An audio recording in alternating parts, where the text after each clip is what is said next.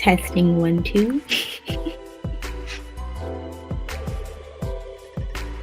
Testing. Can you guys hear me?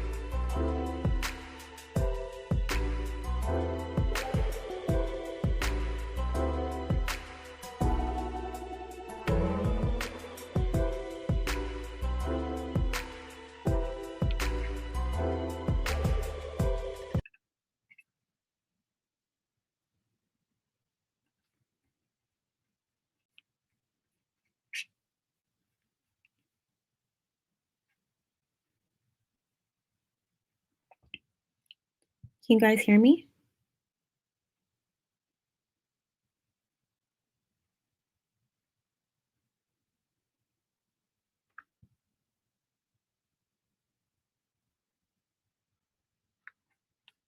Okay, I can be heard. It's like a delay on my end because I'm listening. Anyway, let me get started. I'm like a little nervous because I've had so many technical difficulties, but I'm not like gonna chit chat. Okay, this is annoying. Let me take my headphone out.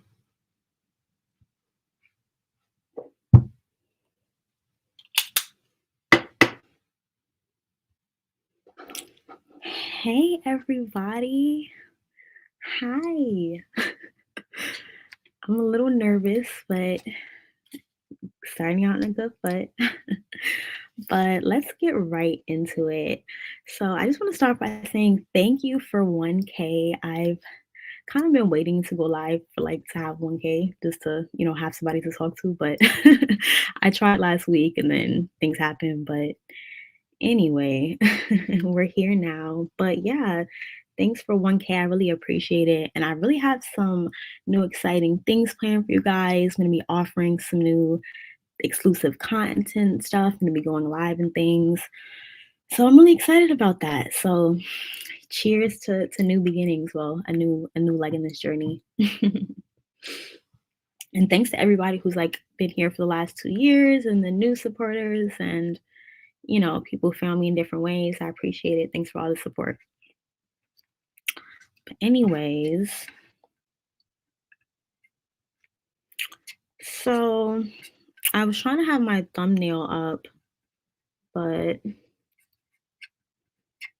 today I'm gonna be talking about this Instagram post that I saw. And of course it was made on crazy ass Twitter, bird ass app Twitter. Or X, my fault. But yeah, of course it was a tweet made and I saw it on Instagram and somebody else described it as completely unhinged behavior.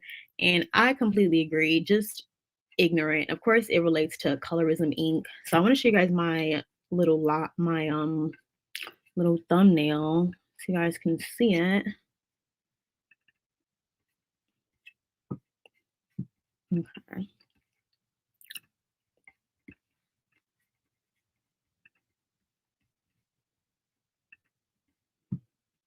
Sorry, I'm still like getting the hang of things, so bear with me.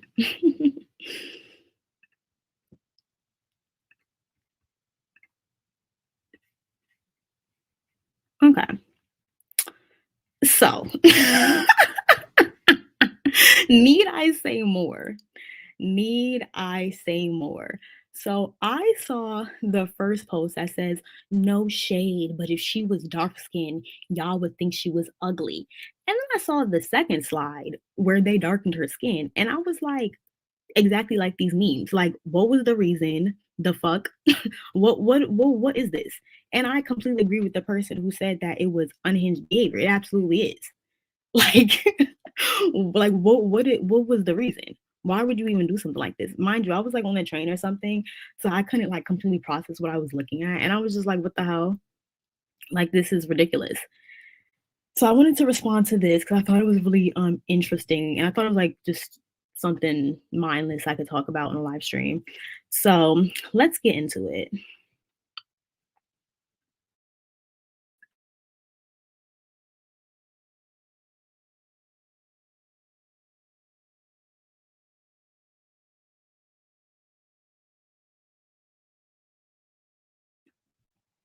Sorry, I was drinking some water. But one of the reasons why I felt like this was like an interesting video to talk about, because it definitely relates to the last video that I made, the pre-recorded one, where I was talking about Cat Williams' comments a few months back and how people responded to it. But I also talked about some posts I also seen on social media that were just reinforcing this constant narrative that just because you're light skin doesn't make you pretty. And just remember that if you're light skin, that doesn't automatically make you cute. And just like people always saying that. And of course, we all know this.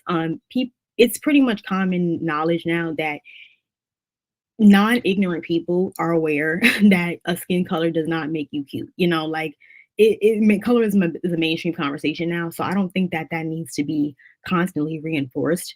And even, you know, when like back in the early 2010s, when colorism online was really bad, I still kind of feel like it's like not necessarily it's not necessary to keep enforcing because you're directing it at the women, not necessarily the colorists themselves. Now, if a woman says, "Oh, you know, I look better than XYZ other black women or all these other black women," because of my skin tone or because I'm mixed or whatever.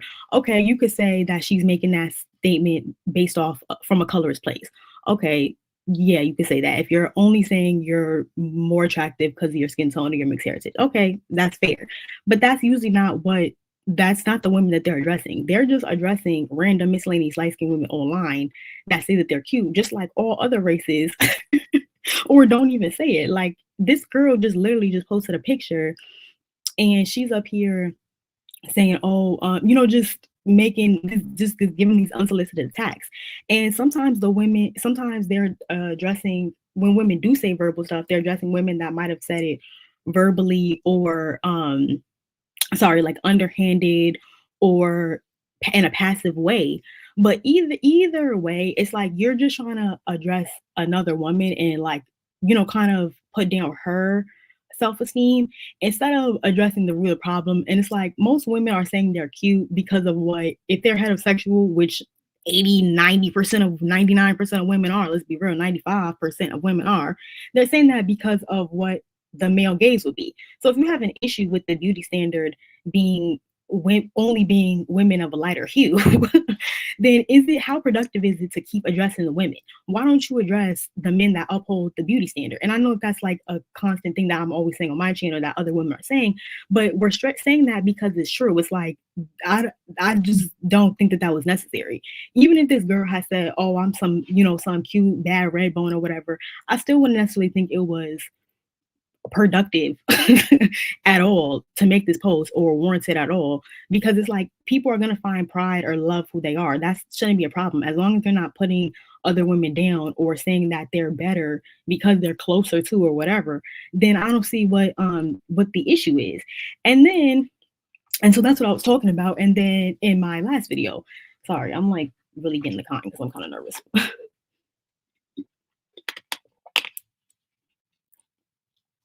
Yeah, so it was just like really silly and unnecessary. And I was reading the comments on both Instagram and on Twitter, and most of the comments were agreeing that this was not cute and just unnecessary of the poster to make.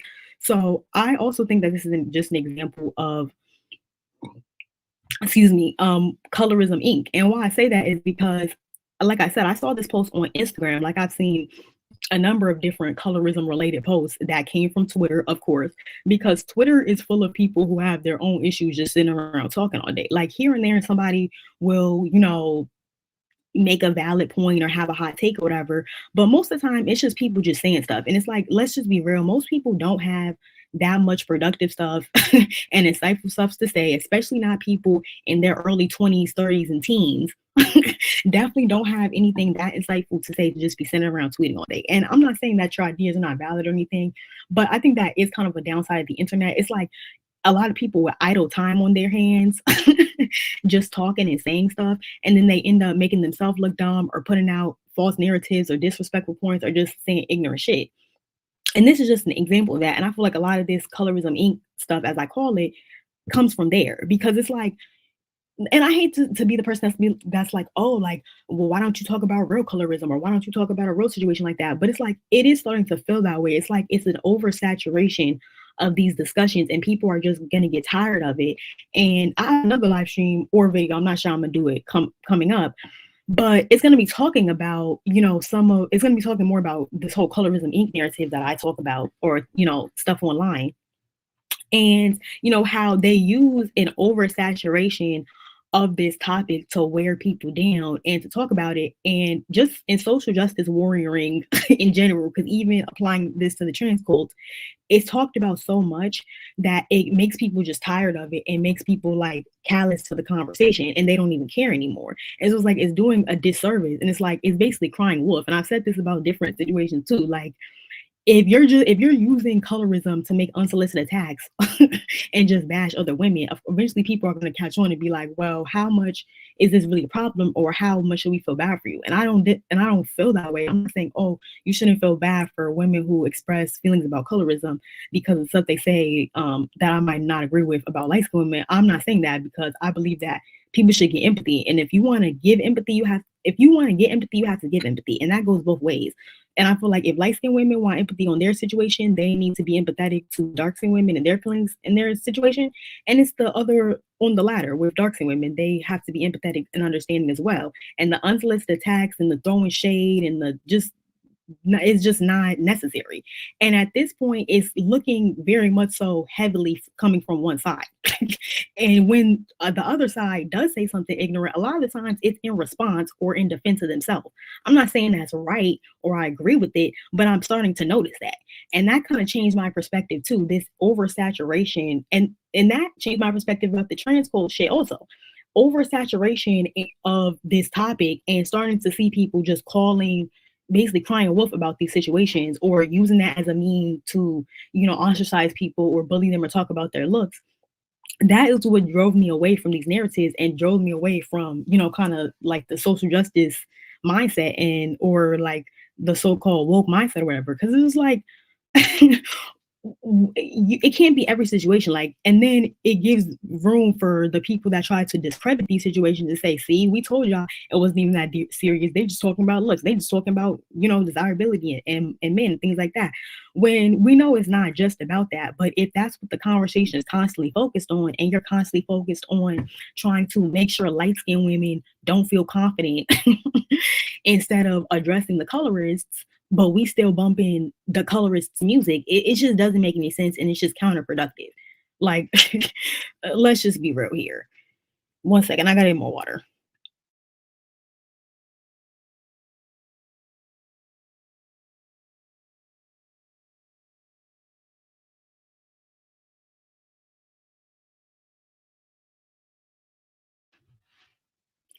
And then, why is my screen got mad dark.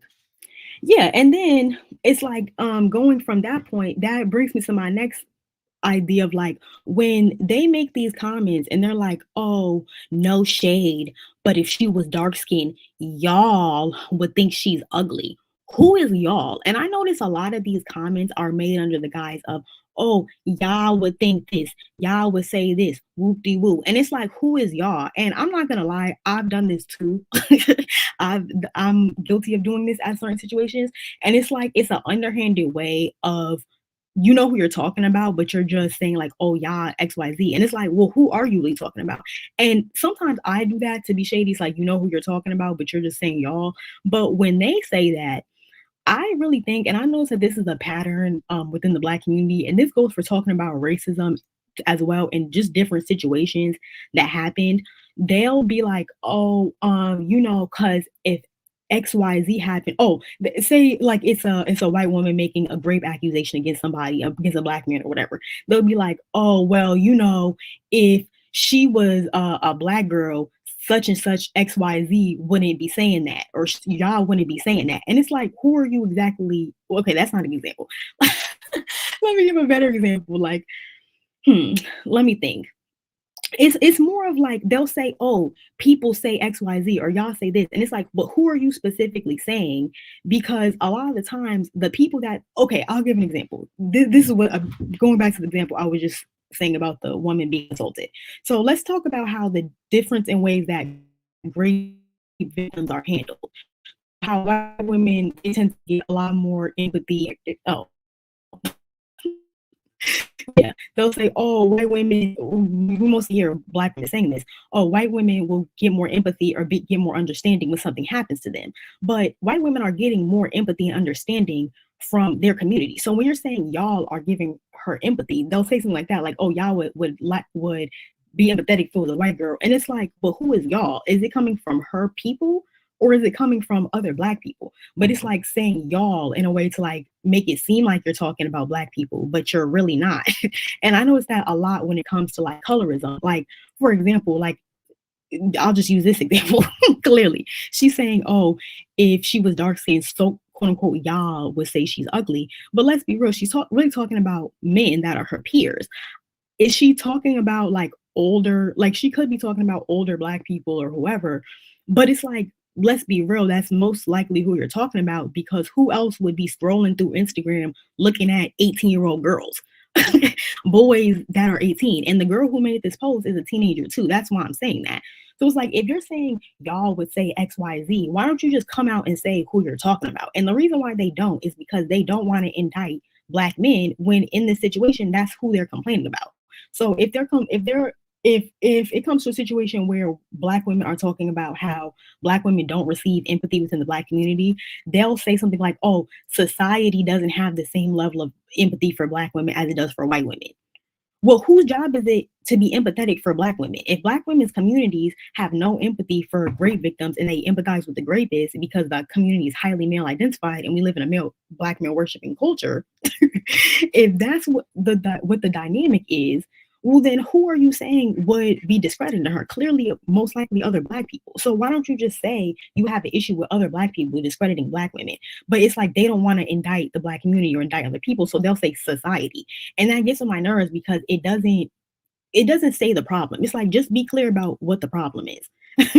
And I'm not even necessarily saying that like that's really productive and to keep talking about, "Oh, black men would say she's attractive," or y'all would say. I'm not even saying that that's like the right solution, but I just think that that's ugly how there's this constant like, even with the whole, "Oh, just remember, if you just because you're light skinned, you're not doesn't make you pretty." They're not directly saying who they're talking to. They're not directly telling light skinned women this, but they clearly are. And as I said in my previous video about Cat Williams, who is enforcing that light skin is more desirable or more beautiful? Are light skinned women themselves standing in society lobbying to make light skinned black women the face of desirability for Black America? Are they actively trying to do stuff to slight dark skinned women and actively, saying that? No, that's not what's going on. Light skinned women are not in music, degrading dark skinned women or saying that they can't have a baby with dark skinned women because of how the child might come out. Like, we're not the ones saying that. So are there times that light skinned women can say stuff that's probably not the most, progressive thing to say or say some ignorant shit? Yeah, but by and large, that's not really something light skinned women themselves is promoting. It's the men that are promoting that.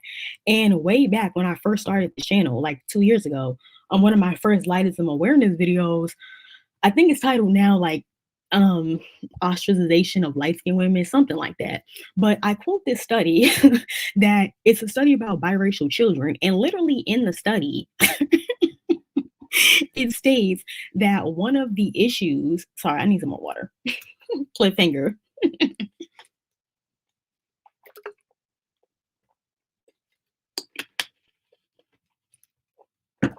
Sorry, but yeah, it literally states that one of the conflicts and issues that arises in adolescence, aka the time when people start dating, usually becoming more, interested in the other gender. One of the issues that tends to arise between black and biracial girls that was literally observed in the study is the culture's hyper awareness to black men's preference for lighter skinned women, or more, closer to white, beauty standards, basically. That's literally cited in the study. So I'm only saying that to say, like, clearly, if we're always talking about desirability in relation to light skin, I don't understand why it's being talked about as though it's light skinned women being the ones that are promoting themselves as being beautiful, or like we put ourselves quote unquote on this pedestal. Like when I'm constantly hearing in music and in media and pop culture and seeing, and this is what I talked about in the video, through black men's actions, that seems to be what they gravitate to. So it's just like, it's kind of like, it's not kind of, it literally is misguided anger. Like it's misguided anger. And it's like, it's easier to come for other women than to address men. And then you want that affection from the men. So you're not going to push them away, or try to, call them out, especially when you, like I said, live in a black man worshiping culture where that is dangerous to do so. So that's another thing I wanted to point out. So that's why I feel like there's this hyper fixation on just reminding light skinned women, like, oh, just remember, just because you're light skin don't make you cute. Like, oh, okay, don't worry about that. Like, and yeah, it's just, yeah, it's exhausting. And another thing I want to touch on in this introduction before I get into the rest of the video is that, like I said, this girl is about 18 or 19 when I was lurking on her page. So she's young, she's a teenager. And a lot of and I have to even remember this when I'm doing these videos, a lot of the people behind these profiles, excuse me, saying this stuff and, having these conversations, a lot of them are like teenagers, women in their young 20s, like, the young women. And this is kind of like a conversation that, well, not a conversation, but like young women are, they want attention from their male counterpart. They want to feel beautiful. Like it's a very high school type of conversation to me. It's not something adults should be fixated on. And this is something a teenager would say or do. So in this particular instance, that is true.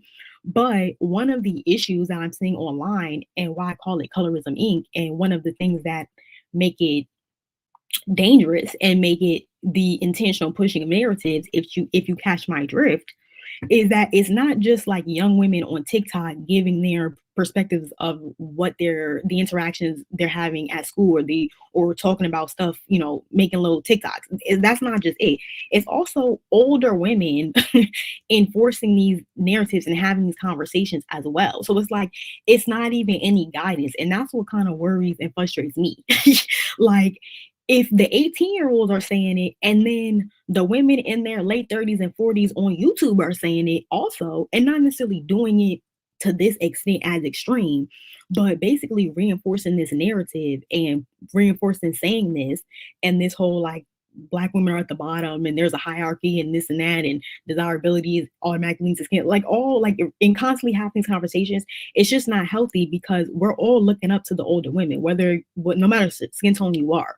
So it's just kind of worrisome. And I really noticed that with the whole Chili's skin tone situation. Like, it shocked me that it was so many women that were like in their 30s and 40s arguing about that. Like, you would think, because I mostly would think that and think like, okay, these are teenagers like online talking about the skin color stuff, and other women that are like, young women, women in their 20s. I even feel like, mind you, I'm in my mid 20s. I feel like I'm pushing it. Not I'm pushing it, but I'm trying to be mature about it, how I'm going about it and things like that. I'm trying to add and not, for the younger women. But seeing that whole Chili conversation, I'm like, bro, the women that are older and more mature, and I don't mean older like I'm trying to be in the shady way. I just mean like, women that are grown women, not young women still trying to figure out who they are in life. Because that's why young women still have these issues with each other. I always assumed, you're still trying to find yourself. You're still, gaining your confidence of who you are. You're still establishing yourself. I get that. It's a growing process. I don't agree with doing dumb shit like this and just being ignorant, but I can understand that. But it's like, if you have the women that look like you, that are that you're supposed to be looking up to, you're supposed to be the aunties, you in your mid 30s, pushing 40s, 50s even, and I'm not trying to be ageist, but you're still approaching the conversation in the exact same way that the women in their early 20s and teens are. That is scary to me. That's worrisome. And why I point that out with the Chili conversation is because I just felt like that shouldn't have been something that like older women, I would think, would care about. Like, I wouldn't even think you would like even like, and I mean that on both ends, the women that left the comment and even Chili. Like, why is this even like a conversation. And like, of course, she's allowed to respond to whatever. And I'm sure she's sick of she's been dealing with that her whole life. I know for a fact. But still, it's not something adults should be hyper fixated on, in my opinion. So I just wanted to point that out also. But I'm gonna go for like a quick like 30-minute break or so, and I'm gonna switch gears into something else. So give me a quick second. I'll be right back.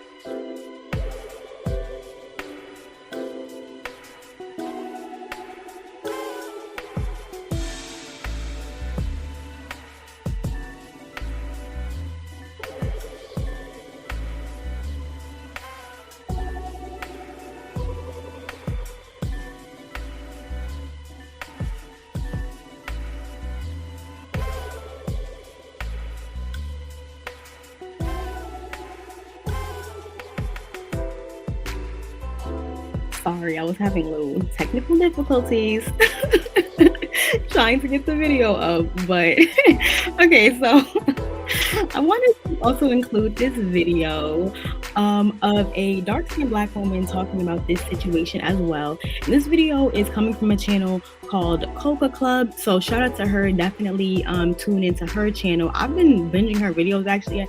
I enjoy her channel. She has really interesting content. It comes from an interesting perspective that I have not considered. So definitely check out her channel if you have not. But I thought her perspective was interesting. So I'm going to play this video and then let me know if y'all could hear it in the comments because I'm a newbie to this. So okay. Actually, let me pull it up on my phone so I know.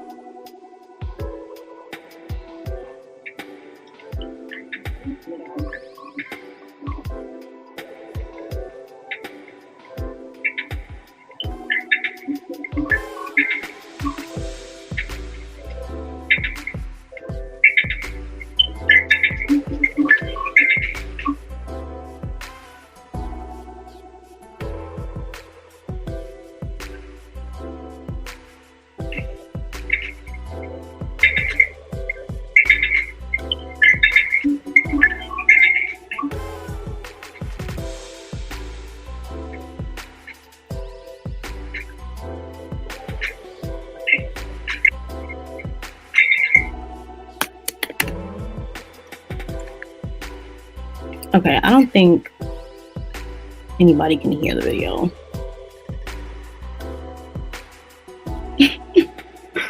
Okay, let me figure this out.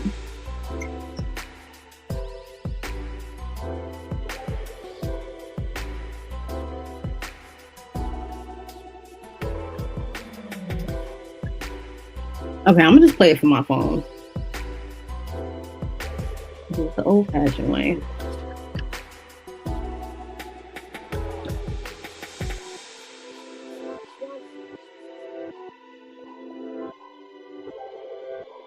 Hey y'all.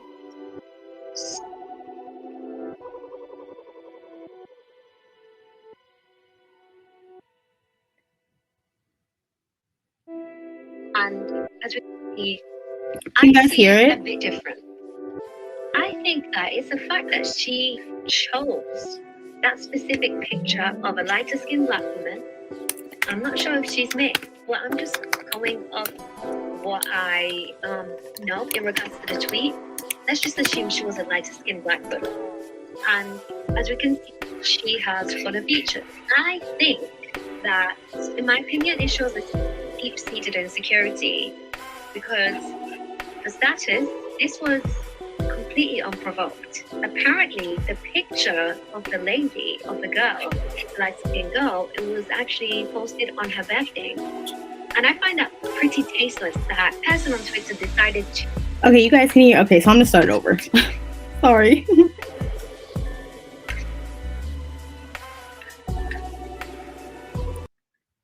Thank you, Gigi. I forgot I had the background music. I'm so sorry. That's probably why you guys couldn't hear the video. Duh. Let's try it again.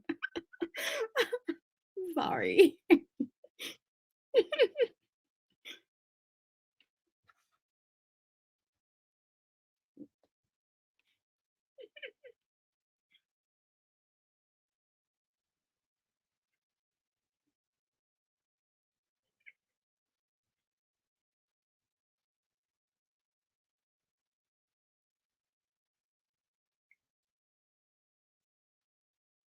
Yeah, I'm just gonna play it from my phone because I don't know why it's doing this.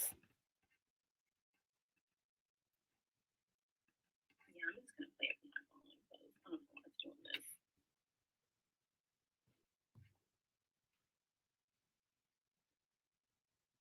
Decided to...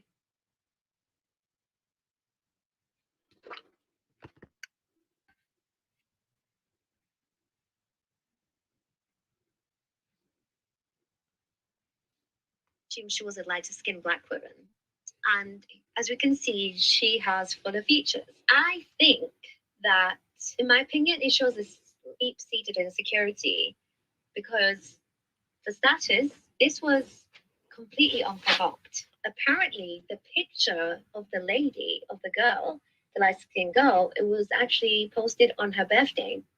And I find that pretty tasteless that a person on Twitter decided to use her picture to acknowledge colorism amongst Black people. And I think this is another way of Black women, especially dark-skinned women, who do this. This just shows the many ways in which you shoot yourself in the foot and dig up your own grave. You're pointing out someone else's features and creating hypothetical situations in which they would have had a supposed flaw, right? Which is, in this case, dark skinned. It shows more about how you view yourself rather than what you think society views dark skin as. We all know across... Okay, so I thought that was really interesting because at first I didn't think about it that way, but that's absolutely true. And clearly I wouldn't think about it that way because I'm not, a dark skinned woman. But I was like, that's so interesting because that's absolutely true. And first, I want to comment on the featureism. She definitely definitely chose this girl on purpose. It's seemingly unsolicited. I wouldn't be surprised if there is a personal connection there and there's a reason. Either, maybe she said a comment she doesn't like, she's involved with the young man the girl likes. I don't know. There could be a personal connection there. There could not be. But I will say that even if there isn't, I do believe that she chose her picture because she does have, as she described them, fuller features or African features, either one. Either one. But yeah, I definitely think that that was a choice too. And people, numerous mixed and light skin content creators and myself have spoken about this. How the featureism jumps out when they start getting the insult to light skinned people, and then you're like, wait a minute. And it's like the Spider-Man app, and it's like, wait a minute, why are you insulting this light skin or mixed person over the same stuff that you claim and allege that light skinned people attack you over? It's like maybe we just all live in an anti-black culture that was, taught people to not see blackness as attractive. Like, could it perhaps be that? And perhaps you have internalized that and project that onto light skinned people also. So I think that that happens a lot. And, that even goes for even amongst light skinned people. I've had light skinned people project, their texturism mostly with the hair thing. But that's just because of the culture. I don't understand why it's like when and this is another thing I want to point out on. When a dark skinned woman or person in general like says something like this and people point out like, oh wait, you might be saying this because they have African features or whatever, like then it's looked at as like, oh well, they're a victim of the society that we live in and like, anti-blackness that we all live in, whoop de whoop. But if a light skinned person, even if she looked like this girl, and let's say this girl has like 4C hair or something and is clearly like of dominant African descent, if this light skinned girl made an unsolicited attack on the dark skinned girl and said something, offhanded and colorist, then people would say, just dismiss her as an ignorant colorist and say she hates black women. And, they wouldn't have any empathy for her. It wouldn't be seen as like, oh, you are also a person of African descent that grew up in an anti-black society that teaches you to view this way. So I think that that's really interesting too. So it's like grace there. And again, this has been talked about time over as well, how there's a double standard there. Like if a light skinned person says something, like I said, off color or straight up colorist, there's like no empathy. Not saying that there should be empathy there, but I'm just saying it's perceived and handled very differently because we know how many videos and live streams would have been fired up had the roles been reversed and a light skinned woman had made this made this post about a dark skinned woman. And let's be real, 9 times, 10 times out of 8, or whatever, like that wouldn't happen because number one, light skinned women socially know the climate of the culture that they live in, that starting with number one. And then I don't think that I just don't see this coming that much, like I said, from the other side. I don't see it that much. Even when there is like slide-handed stuff that light skinned people say, it seems to me like it comes from like they're thinking that they're defending themselves, as where when the other side, it just like it comes from nowhere and it's like kind of unsolicited. And that's the difference. So when people are like, oh, it's perceived differently when I say it or when we do it, because that's something she's going to go on and say, this girl on Twitter who made the post, that she's going to say later. And it's like, yeah, it's perceived differently because there's a saturation of posts like this coming from women that look like you. And that's kind of what Curly Coca is saying too. She's like, you're shooting yourself in the foot because the issue is not addressing colorism or featureism or whatever the one of the isms they're talking about that day. Hold on, I need water, sorry.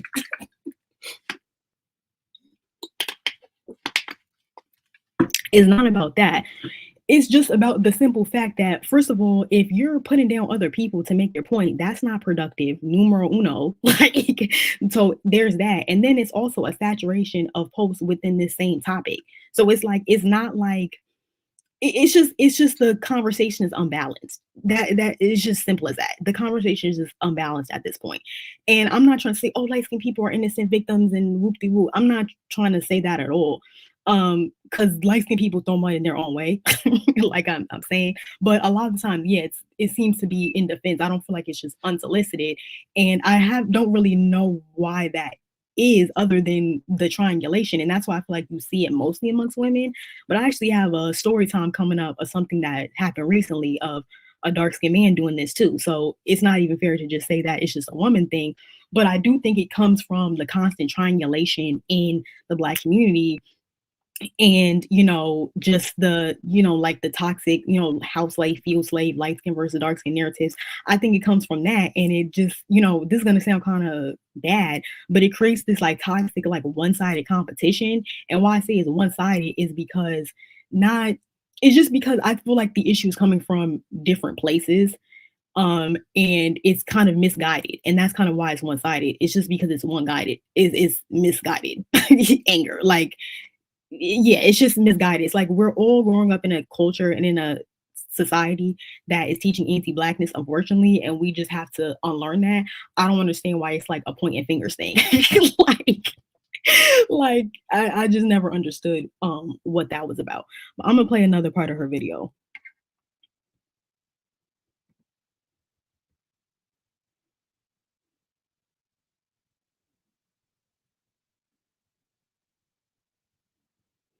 Sorry, I'm not looking at the comments. Just like since it's my first live stream, I'm like I don't want to distract myself, but I'm not ignoring you guys. I'm gonna try to look back at them when I get a moment. I just don't want to lose my train of thought and then like be like like rambling or anything.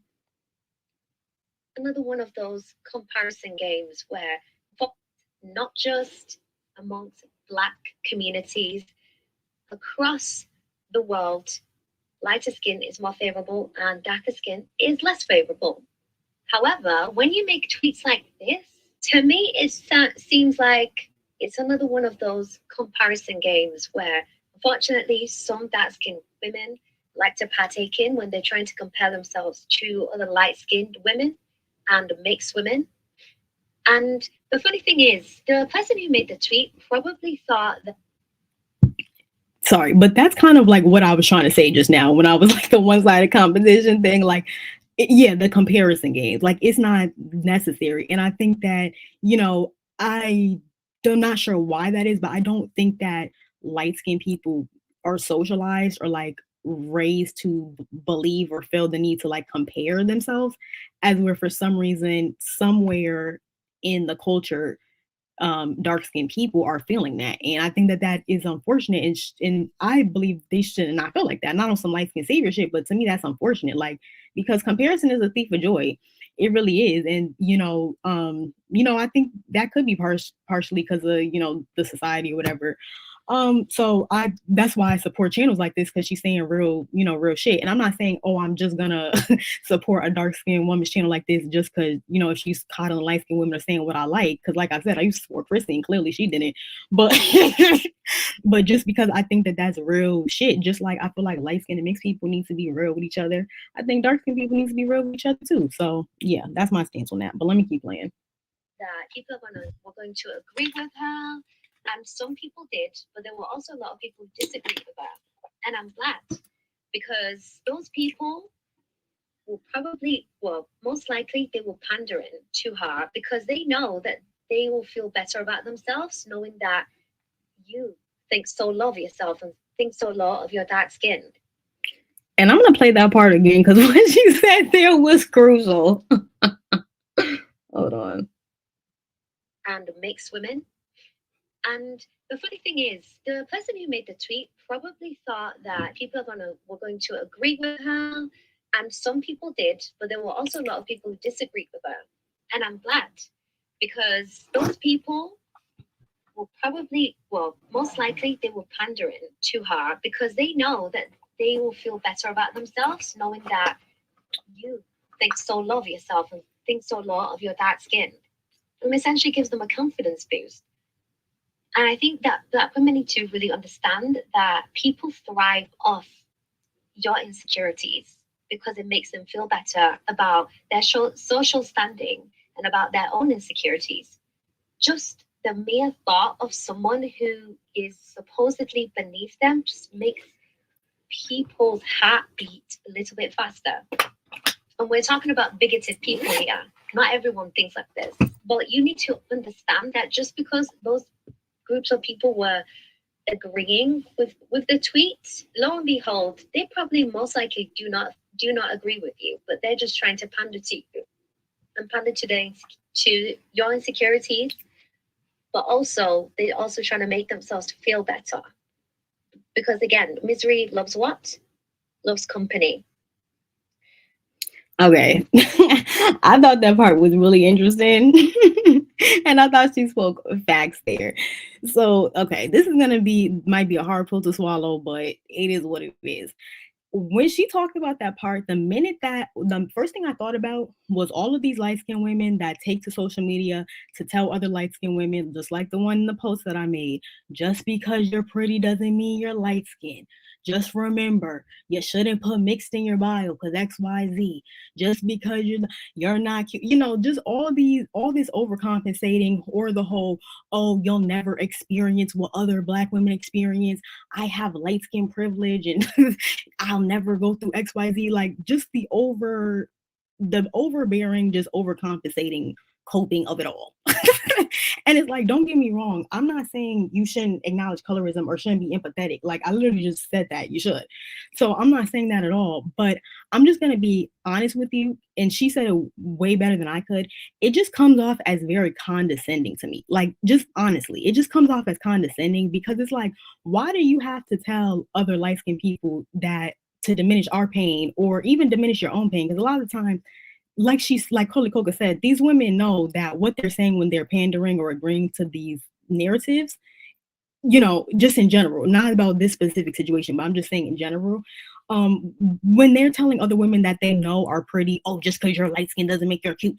Just when they're saying that, I'm saying it is a kind of overcompensating, and it's like I understand you're trying to be an ally, you're trying to do something good, but it does just come off as kind of condescending to me, especially the ones that like go hard with the whole like I'm black and like the pro black and I'm a black woman thing, whoop de woo. Like it just comes off. I'm sorry, it just comes off as condescending to me to be like, oh, I know I'll never experience and go through what a dark skinned black woman is. I'll never have it as hard.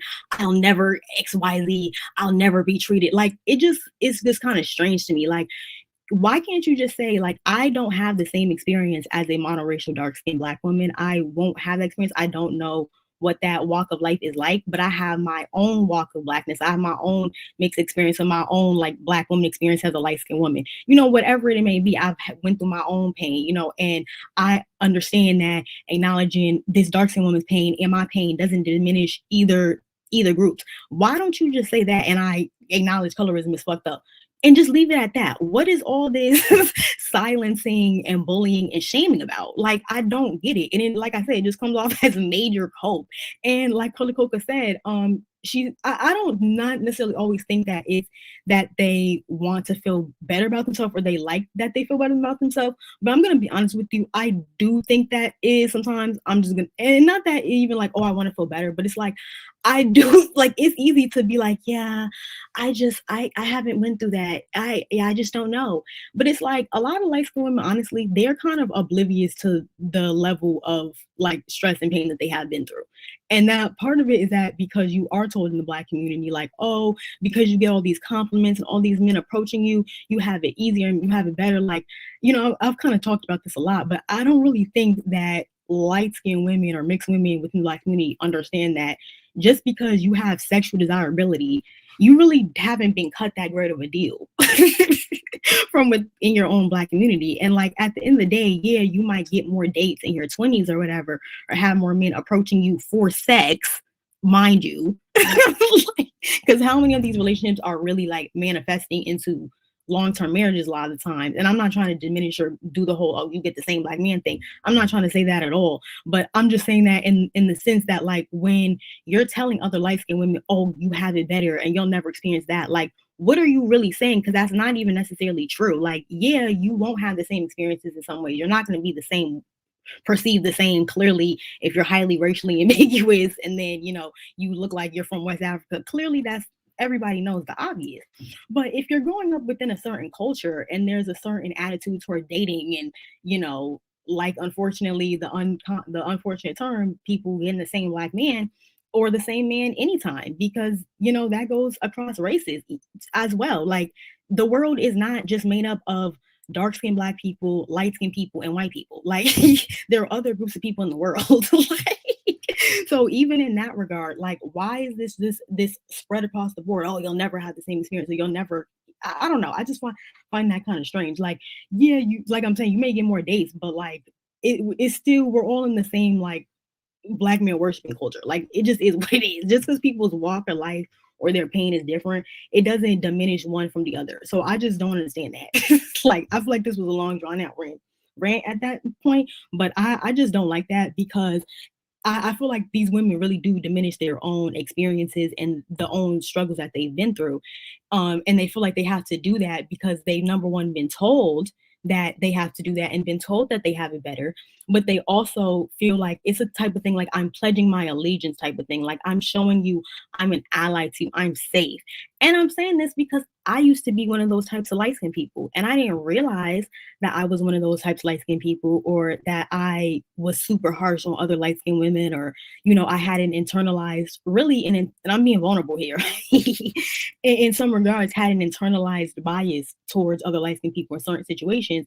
And some of that was because of the narratives in the Black community, but some of it was like how I had been treated as a child by, other light skinned people and Spanish people. I'm just going to be honest with you. Some of it was because of that. And so that's why, in some regards, I kind of do, I understand how if you're a dark skinned Black woman and you haven't done the work or you haven't been introspective, I can see why you would react and feel that way in a way. Because like I said, we're all in the same Black male worshiping community. But yeah, so it's like when you're in that mindset as a light-skinned person, and shout out to multiracial movement, because I remember a few years ago you saying something about the programming that light-skinned people get. And that is where that internalized bias and where that like light-skinned savior or light-skinned guilt, that's exactly where that stuff comes from. And I had to realize like, oh shit, that's what I had. Like and especially because I really wanted closeness and community with other Black women. And you might feel the need to do that. You might feel like, oh, I need to speak out against this that's going on. I need to show that I agree with this mindset and ideology. And then it leads you down this toxic path of kind of self-rejection and low-key self-hate. And I think that that's something I want to point out as well. Sorry, I need some water.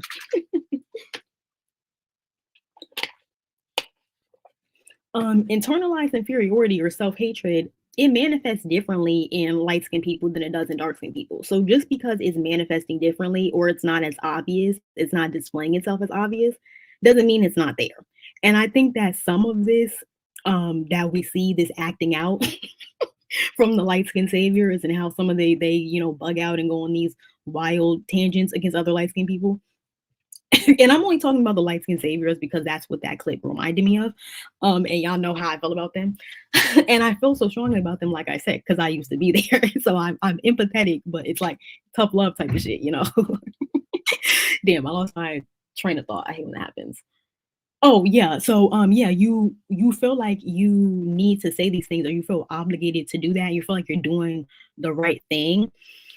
So that it leads you to this toxic road of self-rejection, and then it kind of leads you to like feeling guilty, and then you feel like you have to like overcompensate and you feel like you have to reject yourself, and it's just like that's just the vibe I get from these people. And I just like want them to know it's like you can not support colorism and show that you care about what dark-skinned women go through without putting down yourself, diminishing your experiences, your pain. And part of the reason why dark skinned women believe the things that they do about light skinned women is because light skinned women have never really been honest about the real way that they're treated in the Black community. Number one, because we never had a chance to and never had a platform. So that is part of that. But then if you're not saying anything and then you're sitting up talking about you'll never experience XYZ and you have light skin privilege, but not talking about the stuff you have experienced from a mixed experience, then you're not doing any good. It's like, at least if you're gonna say you have light skin privilege, can you at least talk about the struggles you went through, as a light skinned person, maybe from non-Black people, or even, in dating? How was that? Like, can you ever talk about that? But they never do that. They just want to try to say that, basically try to put down other light skinned people or silence them or tell them what they need to be saying. And I just find that really strange. And sorry, that was a long drawn out tangent, but bringing it back to what Curly Coco was saying about how some people will say that because it makes them feel better about themselves to be above people. And I'm gonna be honest with you, I think that's the case sometimes too. I think these oh,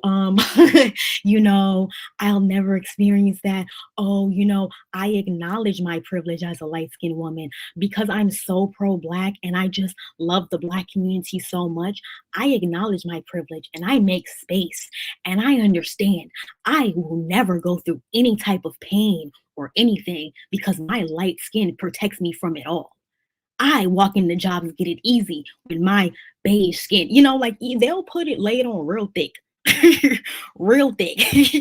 And yeah, it's just the cope. And I think that sometimes it do be condescending. I do think sometimes like it's like, do you really believe that? Are you saying that because you genuinely believe that? Or are you saying that because it makes you feel warm and fuzzy inside to say that? I really want to know. Like, so I just have to be clear because it's hella condescending, honestly, when you really listen to it, in my opinion. But let's move on to the next clip.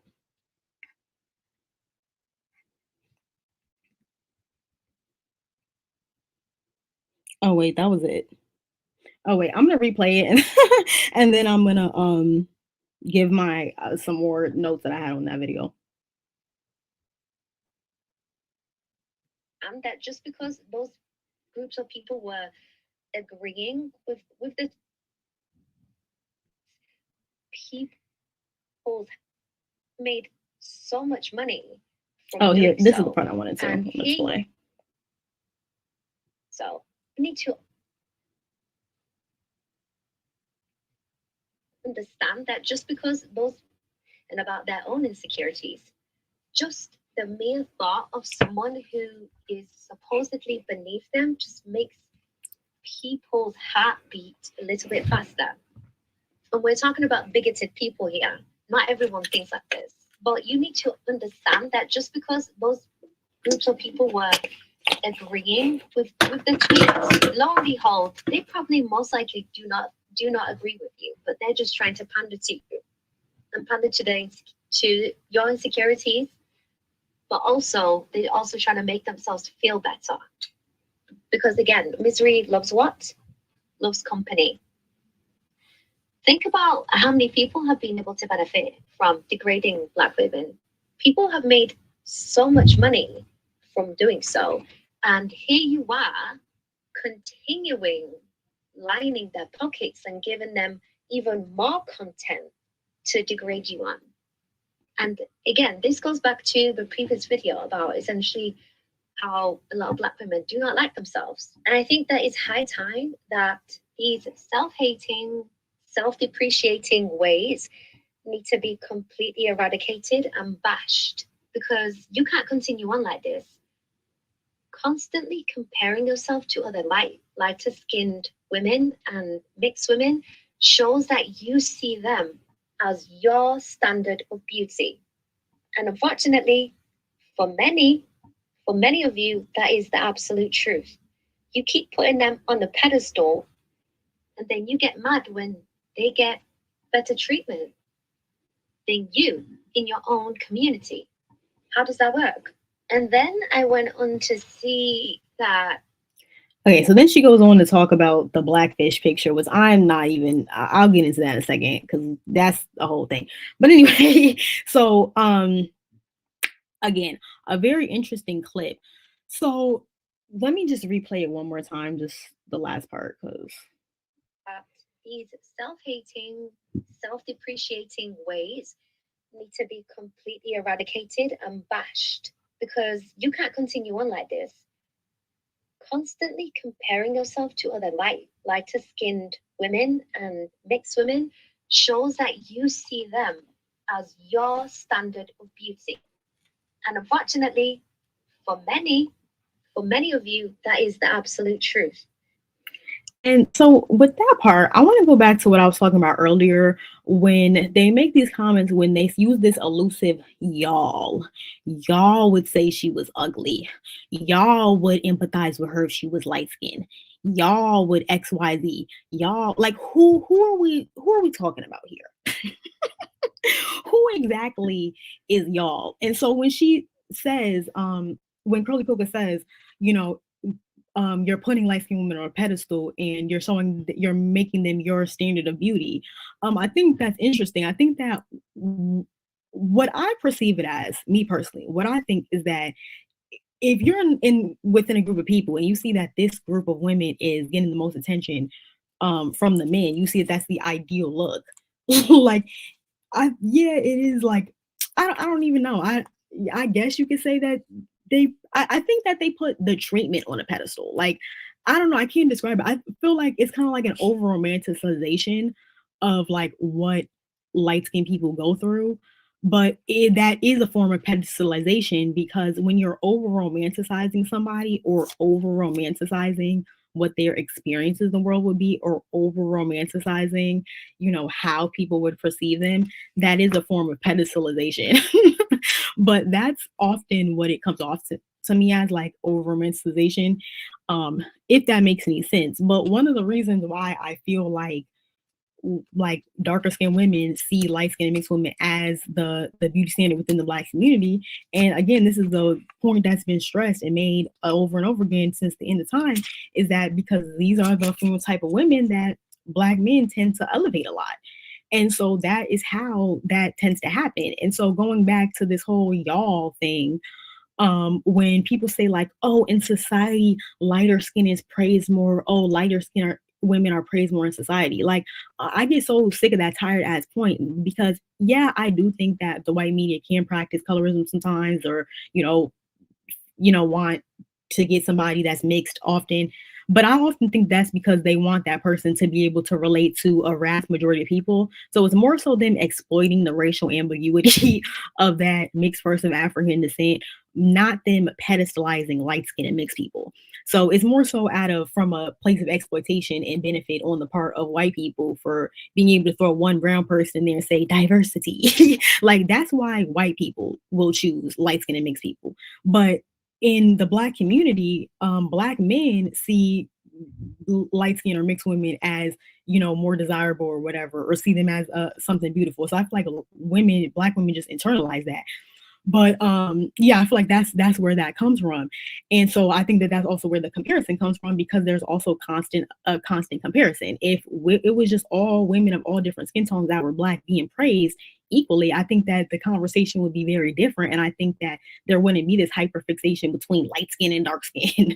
Like, and even like talking to women that are older, like I'm talking about in their like 40s and 50s, it's just, for me it seems like, yeah, there was always a like, people just always described people like, oh, you're this color, you're that color, like, in a descriptive way.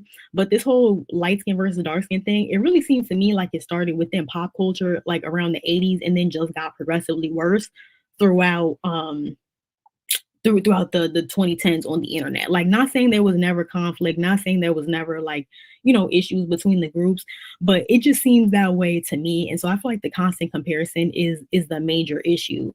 And I was thinking about this like on some real shit recently, and I was like, you know what, this whole constant comparison, like I kind of see now why sometimes some mixed people feel like black people, mixed people should not be in the same category.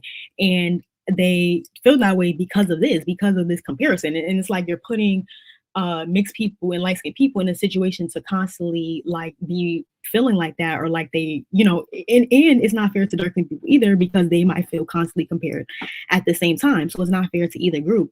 But then I was thinking about it at the same time, and it's like, I've even made this point on my channel, like even in places like Latin America where there wasn't a one drop rule, or there has been a mixed identity, there's still like issues of anti-blackness and colorism. So I don't know. I don't even know if that's really necessarily a solution.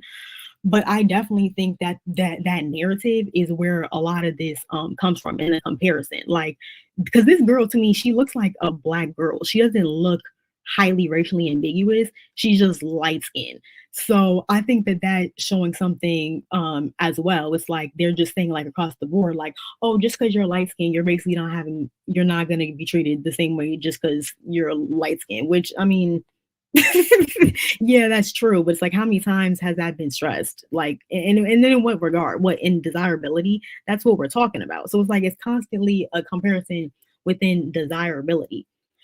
And then another thing Curly Coco mentions is with the whole pedestal thing, and like going back to what I was saying about this generalization of y'all. Um she says that darker skinned women put light skinned women on a pedestal by comparing themselves to them, but complain that they get better treatment within the Black community. And I don't know if this is Curly Coca herself saying this or that she's just restating the narrative, but that is something I often do hear, like, oh, particularly with mixed or like biracial women, they're like, oh, they're not even fully Black, but they get better treatment within the Black community, whoop de woo. And so I wanted to use the example of Ice Spice versus Sexy Red. And I really wanted to use that example because, in my opinion, when we're constantly hearing these conversations, whether it's the light skin savior saying you get a better treatment, or we're talking about light skin privilege or whatever it is, whether it's that or just people talking about life and people's experience in general, it's always focused around desirability. It's never like focused around socioeconomics, around like child, treatment statistics or education or anything like that. It's always focused around like desirability. And that's something they constantly say, like, oh, they get better treatment, they get put on the pedestal. And it's like the so-called pedestal that y'all talk about is really just being seen as desirable. And it's like it's really just being seen as attractive. And it's like, yeah, I can agree with that. Like, yeah, a lot of the times it is lighter skinned women that are seen as attractive. And then what? Like, and then what? Like, it's like, that's why I'm saying this is kind of like a high school conversation. It's like adults should not be affected by who's being seen as pretty and cute and all this type of stuff. Like, that's not, can you work a job? Can you type? Do you have education? Do you have savings? Is inflation kicking your ass? Yes or no? Like, that's what adults should be talking about. Not like stuff like this. And I know that these are not adults, but let's be real, this conversation is being framed by adults, and they're saying it, literally teaching the kids that lighter skinned people have an advantage in life, but the advantage is being connected directly to desirability within the Black community. Mind you, only within the Black community. Like I said, we're not living in a world with light skin and dark skin people only and white people somewhere over here, like we're in Jim Crow segregation. That's not the world we live in anymore. We live in a multicultural world.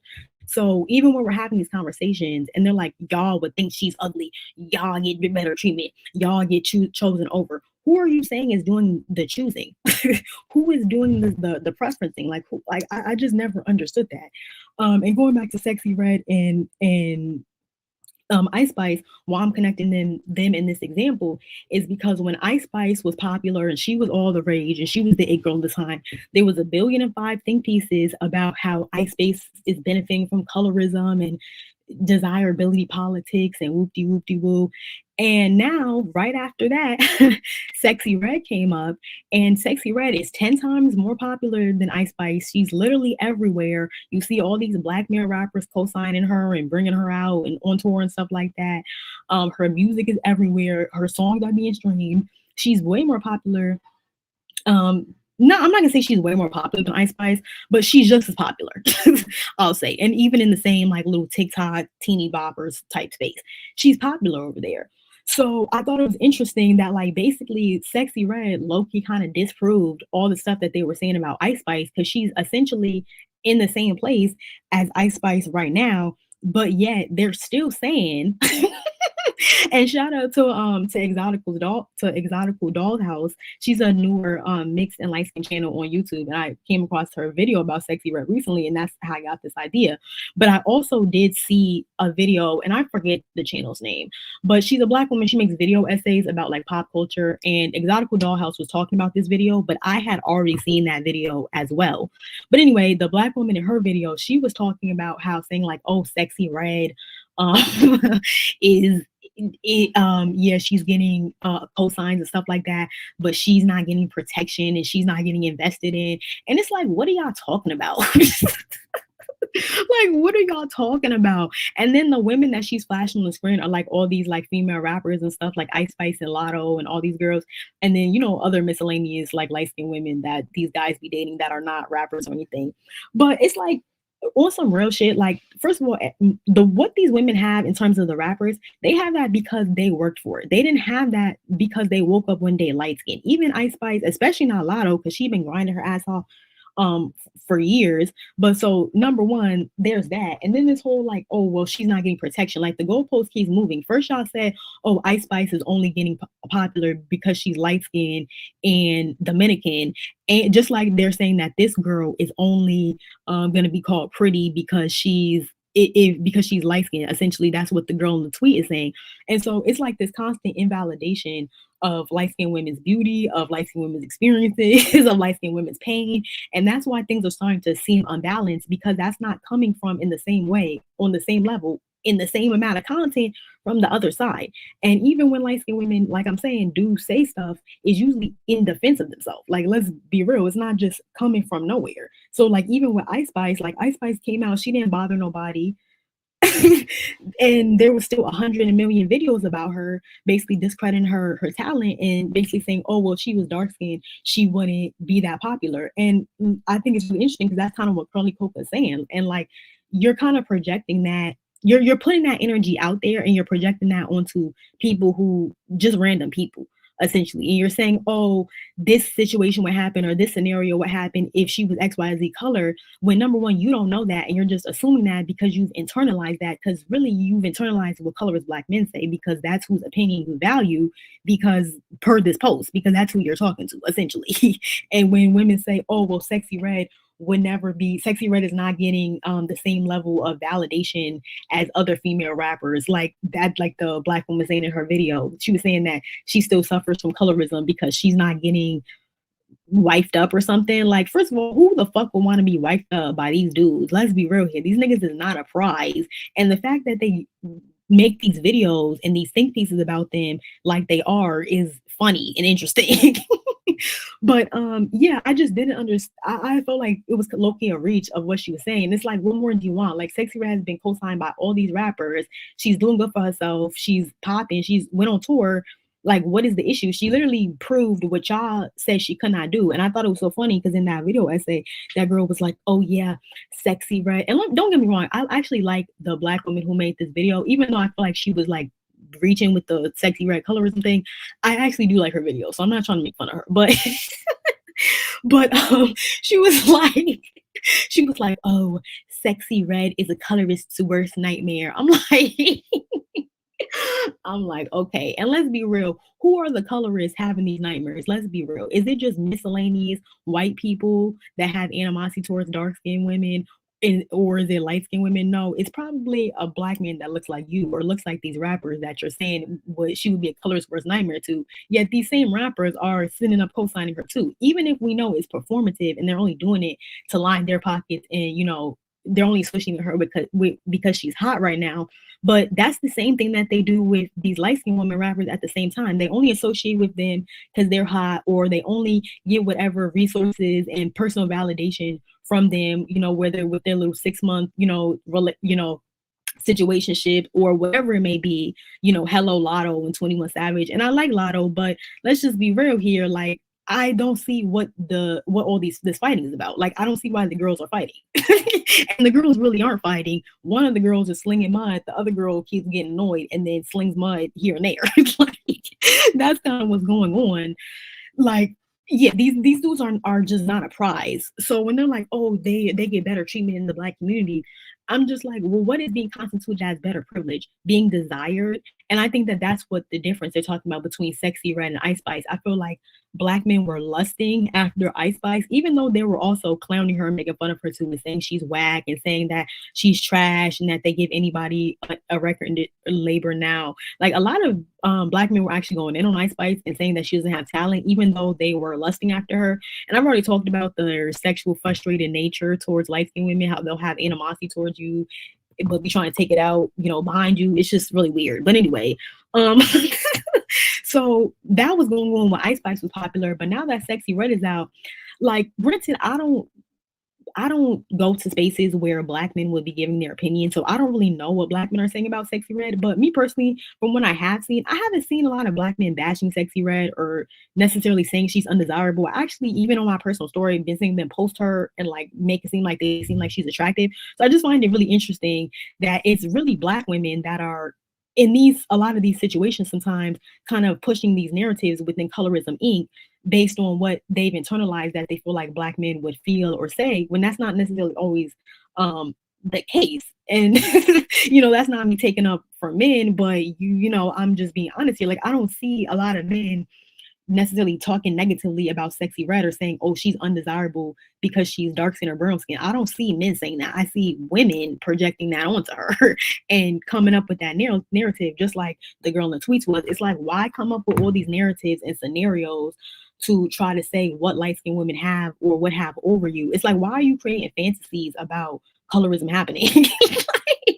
Like, if colorism is so ripe and abundant and it's such a problem, you shouldn't have to over exaggerate situations or make up or create situations to talk about it. So that's another thing. And that's why I started calling it Colorism Inc. Because it's like, it's way past you just trying to talk about your experience or us trying to talk about this issue. It's like, no, people are just making random posts for really no damn reason at this point, essentially. Okay. But yeah, just to wrap that point up, that the issue with that is that when they talk about, oh, light skinned women are on pedestal or they get treated better within the Black community, and when it's constantly focused around desirability, and that's because our culture values attention and values sexual desirability. So when you look at who people hold up or look at what cultures hold as sacred, and that shows you what they value. And to me, it just seems like that's what Black people in the modern age seem to value. And I feel like that is why there's this attitude that light skinned people have it easier, have it better, or are perceived better in society, because they're perceived as desirable. And I think that there's a disconnect between sexual desirability, especially in an anti-Black society where Black sexuality has always been exploited. You can't really, it's not really the same situation in my opinion. And I don't think that desirability is synonymous with value, love, acceptance, better treatment, privilege, whatever it is. And I think that, I mean, the overuse of the word privilege in woke circles, that's a problem in itself. But when I'm taking issue with light skinned people saying that they have privilege or telling other people don't talk about this because you have light skin privilege, I'm not saying that you shouldn't talk about your unique experience as a mixed person or acknowledge that there might have been socioeconomic benefits or, benefits from your connections or your skin color or whatever. I'm not saying don't acknowledge that and don't be equitable in your activism or in conversation or anything like that. But what I am saying is, number one, you don't have to diminish yourself, and number two, there's no across the board, eh, advantage for light skinned people as a collective group. There just isn't. There might be advantages for individual light skinned people based on their environment, who they are, their resources, their connections through family, whatever. But I think it's dangerous to put out that idea. And you can't turn around and say, I'm a Black woman, I advocate for all that us Black women go through. Well, no, you were just on your story 2 days ago saying that you don't have the experience and you'll never go through that. So why should I, bring you into the group? Like, you kind of can't have it both ways. And I think that that's kind of something, that's a real thing. Like, not saying you shouldn't, like I'm saying, not saying you shouldn't acknowledge your unique experience or shouldn't acknowledge colorism, but you shouldn't be telling other people that there is no issue there. You're not going through anything and then expecting people to be empathetic. And that's something I see too. Like, a lot of the light skin or mixed people who have this attitude will later on go on to say, oh, sometimes I try to talk about being light skinned and nobody believes me or nobody empathizes, or I try to talk about being biracial and people shut me down. Yeah, because you spend an astronomical amount of time, one, telling other light skinned people that your experience isn't that bad and that you don't even have a bad experience, and saying that you don't have pain and diminishing your pain to uplift other people's pain. It's just not healthy. So that's what I'm talking about. And I think that that's just not synonymous. You can't say, oh, just because people in the Black community think you're cute and you grew up getting compliments, you that means you have privilege. You could have been getting compliments and you were in foster care getting actually abused every night.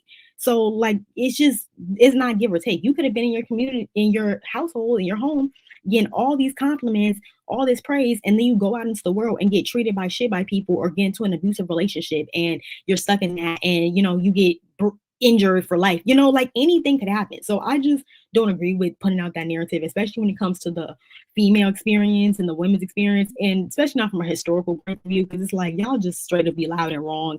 Like y'all be trying to act like light skinned people were sitting up in slavery, living a soft life in the house, making s'mores with people, and I'm just not with that shit. Like that's just not the truth.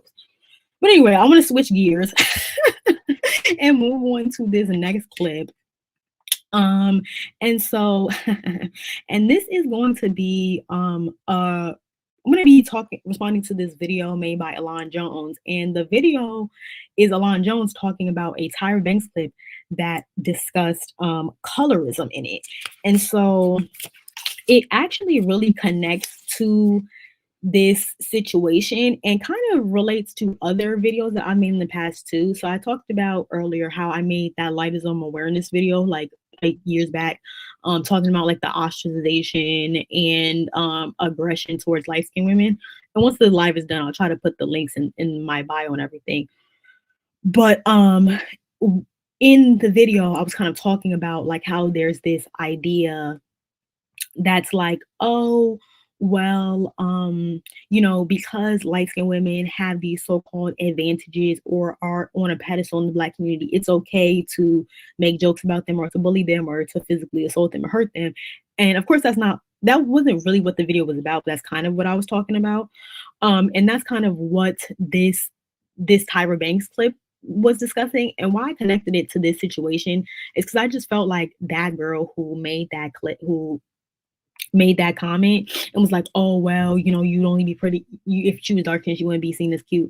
I feel like that literally was her justification. Like she's basically saying, oh, well, because, you know, some niggas would see this girl as cute, I can put her face up on my TikTok, on my social media, and attempt to drag her and be shady as fuck.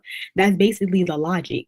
And that's kind of been the logic behind a lot of these unsolicited attacks that come from Colorism Inc.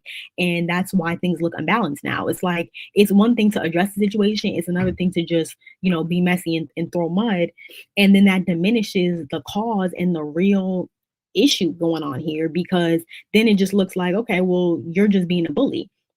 So anyway, I want to play this clip by Alon Jones, and I'm gonna go run and get some water. So if you hear like ruffling in the background, that's what it is. But let me get my timestamp together. Give me 1 second. I'm gonna go on a quick break.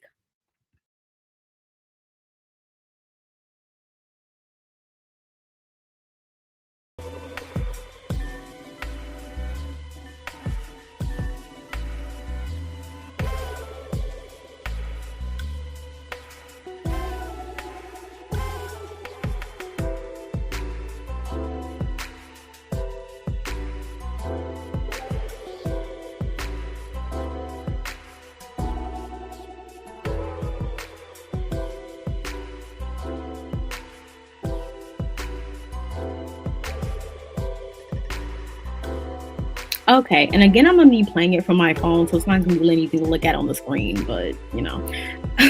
And this actually works better because then I can avoid a copyright strike, because I was kind of worried about that. Like, I don't want Tyra to come and try to get her coins on me, you know, 15 years later. So, okay, I'm gonna play the clip.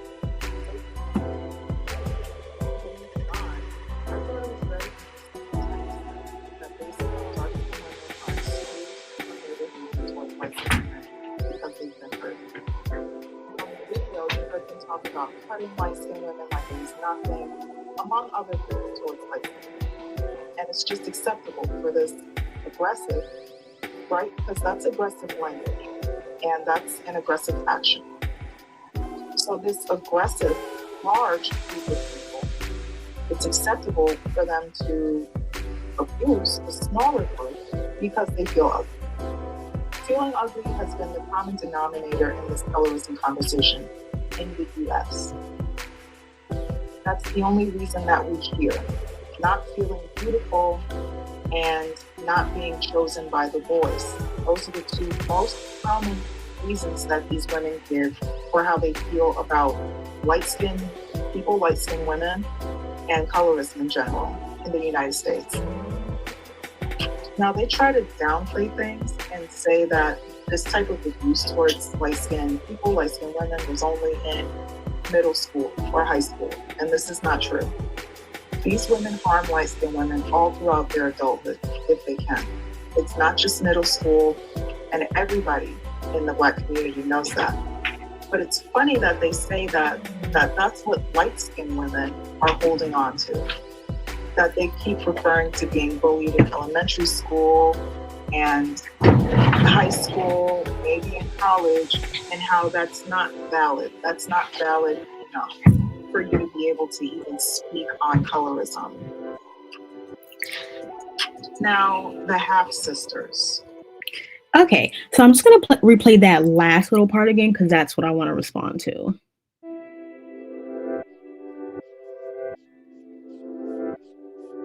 Common denominator in this colorism conversation in the US. Let them talk about cutting light-skinned women like it was nothing, among other things towards light-skinned women. And it's just acceptable for this aggressive, right? Because that's aggressive language, and that's an aggressive action. So this aggressive, large group of people, it's acceptable for them to abuse the smaller group because they feel ugly. Feeling ugly has been the common denominator in this colorism conversation in the US. That's the only reason that we hear. Not feeling beautiful and not being chosen by the boys. Those are the two most common reasons that these women give for how they feel about light-skinned people, light-skinned women, and colorism in general in the United States. Now, they try to downplay things and say that this type of abuse towards light-skinned people, light-skinned women, was only in middle school or high school, and this is not true. These women harm light-skinned women all throughout their adulthood, if they can. It's not just middle school, and everybody in the Black community knows that. But it's funny that they say that's what light-skinned women are holding on to. That they keep referring to being bullied in elementary school and high school, maybe in college, and how that's not valid. That's not valid enough for you to be able to even speak on colorism. Now, the half-sisters. What?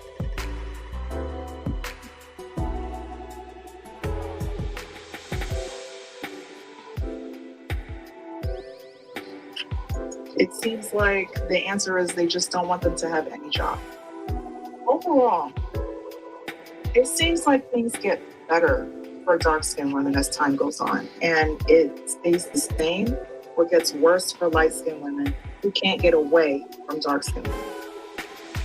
Recall that woman in the clip that was wearing, I think, yellow. She said that when she was young, she was called negative names about her dark skin, but as she got older, that turned into beautiful and chocolate, etc.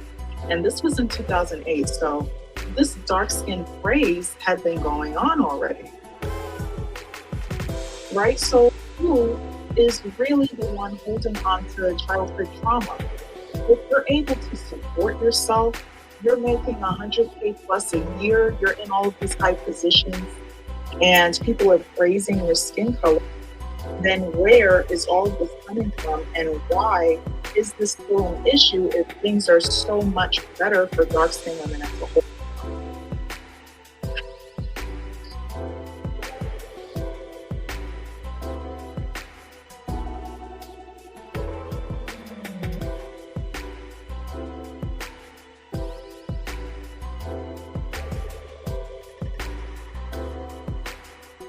These are the tough conversations. These are the conversations that people don't want to really have because there's a lot of truth to them.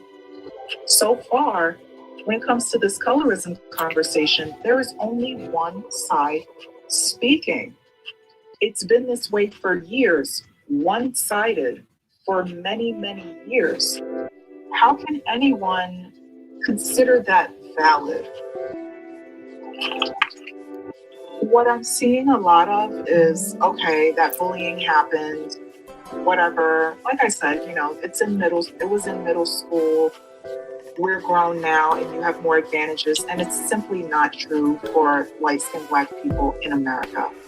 they live the same life as other Black people in their family and in their neighborhoods.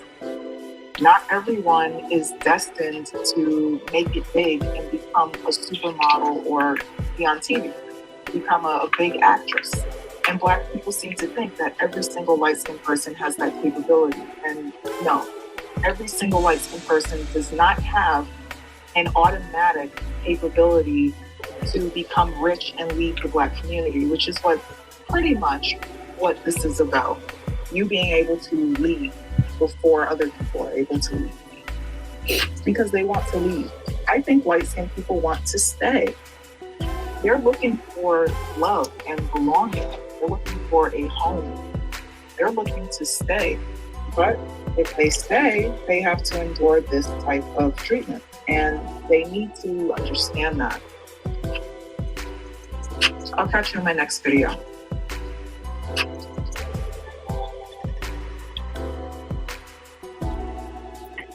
Okay, so you guys heard those clips of Elon Jones's video, and of course it's not like directly connected to this situation, but if you follow me here, you see where I'm going with this.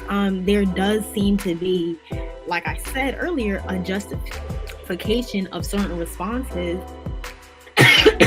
or certain comments towards light-skinned women under the basis of you benefit from colorism or you get this special privileged treatment.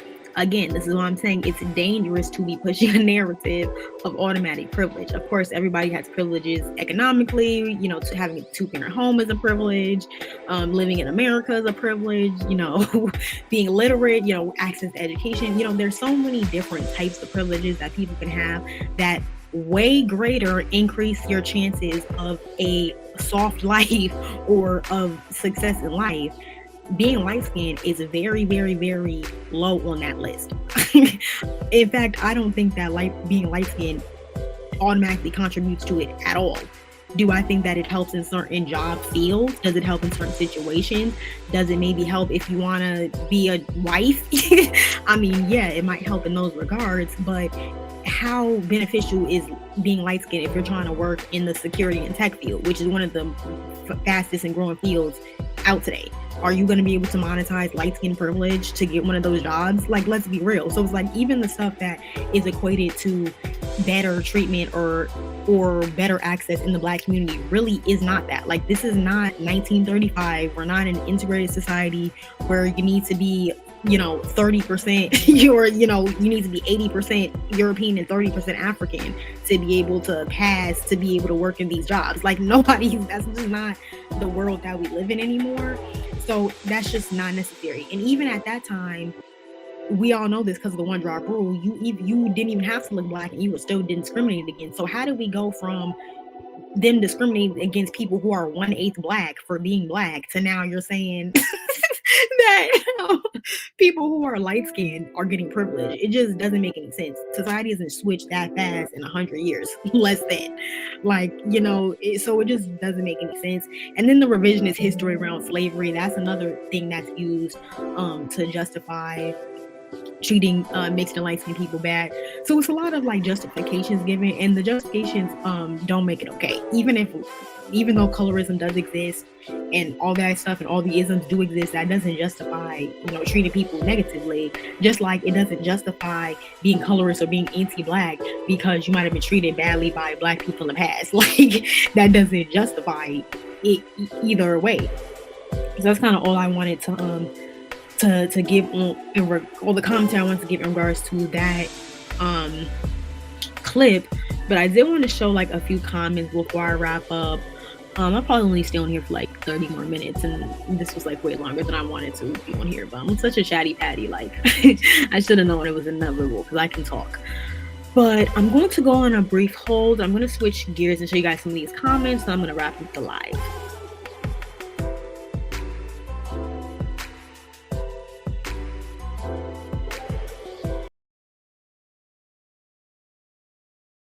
Was I playing the music that whole time?